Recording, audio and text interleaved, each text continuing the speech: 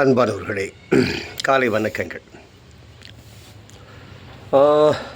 இது இச்சையின் நல்லதை விரும்பும் முருகானந்தர். ஒரு அற்புதமான வைர மோதிரம் நீங்கள் பார்த்துட்ருக்கீங்க.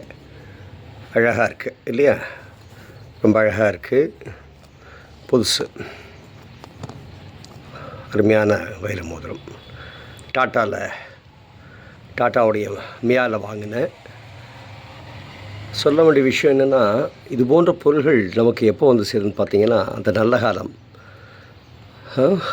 அதாவது நிறைய பேருக்கு ஜாதகத்தின் மேலே நம்பிக்கை இல்லை, அதெல்லாம் போய் இப்படியெல்லாம் சொல்லுவாங்க. சிரிக்கிறவங்கள பார்த்து நான், ஜாதகம் சொல்லக்கூடிய மனிதர்கள் செய்யக்கூடிய தவறுகளுக்கு ஜாதகம் எப்படி பொறுப்பாக முடியும்? 100 டாக்டர் இருக்காங்க, எல்லா டாக்டரும் உத்தமராக இருக்காங்களா?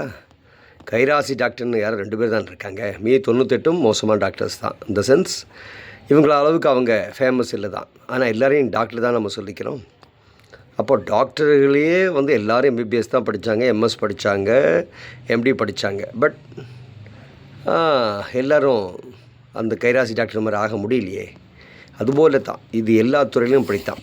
எக்ஸ்போர்ட் எத்தனை பேர் பண்ணாலும் நல்லா பண்ணுறவங்க கொஞ்சம் பேர். பஸ்ஸு 100 பேர் ஓட்டினாலும் நல்லா ஓட்டுறவங்க 4 பேர். மந்திரிகள், மினிஸ்டர்ஸ் 30 பேர் 40 பேர் இருந்தாலும் உருப்படியான மினிஸ்டர்ஸ் யாரோ 2-3 பேர் தான். இப்படி தான் எல்லா துறையிலும் அப்படி தான். டீச்சர்ஸ் எத்தனை டீச்சர்ஸ் இருந்தாலும் சில டீச்சர்ஸ் தான் ஒவ்வொரு ஸ்கூல்லேயும் ரொம்ப அற்புதமான டீச்சர்ஸ்னு சொல்லப்படுவாங்க. அதுபோல தான். ஸோ அதுதான் வாழ்க்கை. ஆக ஏன் சொல்கிறேன்னா, 2.5 ஆண்டுகள் நான் கும்பராசி. எனக்கு மட்டும்தான் பிரச்சனை பாதிப்பா அப்படின்னு நான் நினைக்கிறப்போ, இந்த கும்பராசி இருக்க எல்லாத்துக்கிட்டையும் என்னோடய வயசில் மிடில் ஏஜ், இந்த 40-50 வயதுகளில் இருக்கவங்கள நான் பேசினப்போ சொன்னது கிட்டத்தட்ட ஒரு 100 பேர்கிட்ட பேசிட்டேன். எல்லோரும் ஒரே மாதிரி தான் சொன்னாங்க, இல்லை இந்த 2.5 ஆண்டுகள் நாங்கள் ரொம்ப சிரமப்பட்டு போயிட்டோம் அப்படின்னு சொல்லிட்டு. ஏன்னா இந்த பலன்கள் கொஞ்சம் வித்தியாசப்படும். ஏன்னா திசா புத்திகள் அப்படின்னு ஒன்று இருக்குது.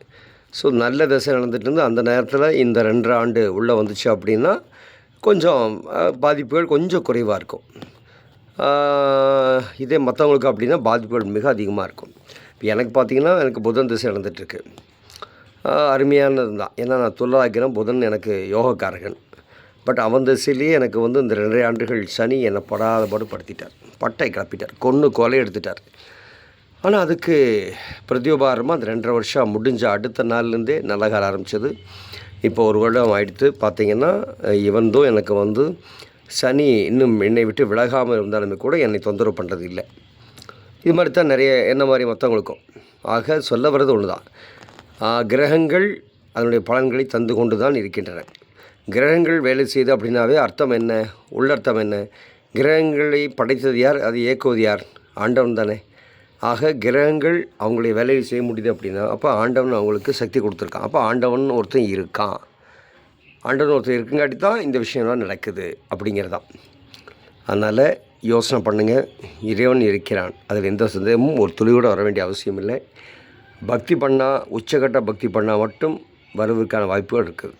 நன்றி, வணக்கம். நல்லதே ரொம்ப முருகன்.